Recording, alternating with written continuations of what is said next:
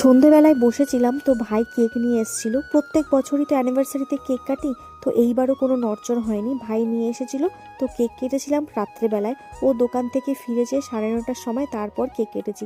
আর বাড়ির জামাই পরেছিলাম, কিন্তু না মনে হলো ফটো তোলা হবে, তাই একটু ভালো জামা পরিনি। মোটামুটি একটা জামা পরে তারপর কেক কেটেছি। আর জানো, জবের থেকে তিতির হয়েছে না, আমাদের বাড়ির যারই অ্যানিভার্সারি হোক চাই বার্থডে হোক, কেকটা কিন্তু ওই কাটে। ওর নাকি কেক কাটতে ভীষণ ভালো লাগে। তারপর কেক কেটে বাড়ির সবাইকে খাইয়ে দিয়েছিলাম। আর কেকটা কিন্তু ভীষণ টেস্টি ছিল। আর জানো, কেকের যত ক্রিম ছিল রিজু ডলে ডলে আমার মুখে মেখেছে, পুরো মুখ আমার ভূত করে দিয়েছে। তারপর একে একে বাবা মা সবাই মিলে আমাদেরকে ধান দুব্বা দিয়ে আশীর্বাদও করে নিল, আমরা প্রণামও করে নিলাম। আর কেকটা ওঠানো যে কি জ্বালা ছিল, ভাগ্যিস আমার মেয়ে ছিল বলো। আমার মেয়ে কিন্তু সুন্দর করে আমার মুখের থেকে সব ক্রিম তুলে দিয়েছিল।